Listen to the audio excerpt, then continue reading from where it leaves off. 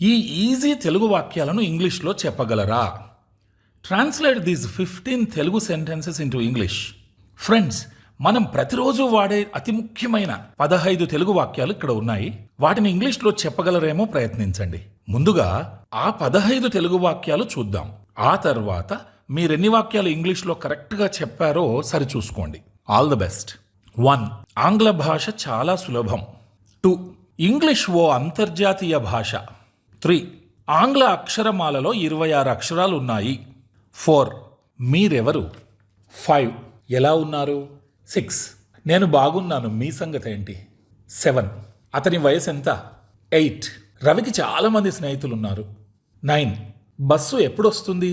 10. దయచేసి నా మాటలు వినండి. 11. మనం మన సమయాన్ని వృధా చేయకూడదు. 12. నాకు కాఫీ తాగాలని అనిపిస్తోంది. 13. ఇప్పుడు వర్షం పడొచ్చు. 14. ఆమె ఎప్పుడూ ఇంగ్లీష్లోనే మాట్లాడుతుంది.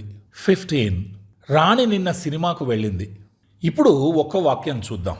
1. ఆంగ్ల భాష చాలా సులభం. The English language is very easy. 2. English ఓ అంతర్జాతీయ భాష. English is an international language. 3. ఆంగ్ల అక్షరమాలలో 26 అక్షరాలు ఉన్నాయి. The English alphabet has 26 letters. Or there are 26 letters in the English alphabet. ఇంగ్లీష్లో చాలామంది అక్షరాన్ని ఆల్ఫబెట్ అనుకొని ఆల్ఫబెట్స్ అంటుంటారు. అది తప్పు. ఆల్ఫబెట్ అంటే అక్షరమాల. ఇంగ్లీష్లో ఉండే 26 అక్షరాలు అన్నీ కలిపి ఒక ఇంగ్లీష్ ఆల్ఫబెట్. తెలుగులో అన్ని అక్షరాలను కలిపితే తెలుగు ఆల్ఫబెట్. హిందీలో అలా ఆల్ఫబెట్స్ అంటే భిన్నమైన భాషల అక్షరమాలలు. కాబట్టి మనం అక్షరాన్ని ఆల్ఫబెట్ అనకూడదు. అందుకే the English alphabet has 26 letters అంటాం. 4. మీరెవరు? Who are you? 5. ఎలా ఉన్నారు? How are you? 6. నేను బాగున్నాను, మీ సంగతి ఏంటి? I'm fine, what about you? Or I'm fine, how about you? 7. అతని వయసు ఎంత? How old is he?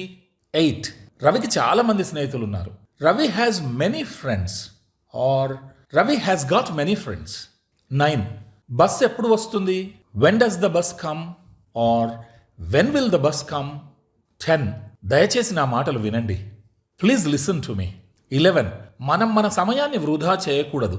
We should not waste our time. Or we should not while away our time. 12. నాకు coffee తాగాలని అనిపిస్తోంది. I feel like drinking coffee. 13. ఇప్పుడు వర్షం పడొచ్చు. It may rain now. 14. ఆమె ఎప్పుడూ ఇంగ్లీష్లోనే మాట్లాడుతుంది. She always speaks in English. 15. Rani నిన్న సినిమాకు వెళ్ళింది. రాణి went to the cinema yesterday. దాదాపు అన్నీ కరెక్ట్గా వచ్చే ఉంటాయి కదా. అన్నీ కరెక్ట్గా రాకపోయినా పర్వాలేదు, సరైన వాక్యం తెలుసుకుంటే చాలు. Please subscribe to this channel. Also like, share and comment. Thank you for watching.